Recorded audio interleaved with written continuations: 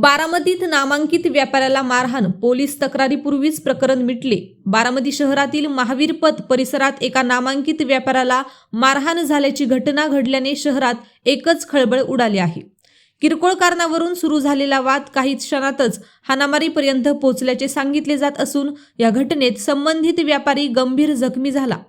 मारहाणीमुळे व्यापाऱ्याच्या डोक्याला व चेहऱ्यावर दुखापत झाली असून तो रक्तबंबाळ झाल्याचे प्रत्यक्षदर्शींनी सांगितले। घटनेनंतर परिसरात मोठी गर्दी जमली होती। स्थानिक नागरिकांनी मध्यस्थी करत दोन्ही बाजूंना शांत करण्याचा प्रयत्न केला। या प्रकारामुळे काही काळ परिसरात तणावाचे वातावरण निर्माण झाले होते। संबंधित व्यापाऱ्याची शहरात ओळख असल्याने व्यापारी वर्तुळातही या घटनेची जोरदार चर्चा सुरू झाली आहे।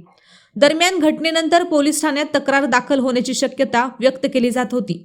मात्र दोन्ही बाजूंमध्ये समेट घडवून आणण्याचे प्रयत्न सुरू झाले आणि अखेर पोलीस तक्रारीपूर्वीच हे प्रकरण मिटल्याची चर्चा शहरात रंगू लागली आहे।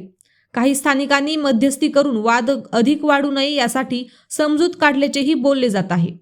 या प्रकरणाबाबत अधिकृतरित्या कोणतीही पोलीस तक्रार दाखल झालेली नसल्याची प्राथमिक माहिती समोर येत आहे।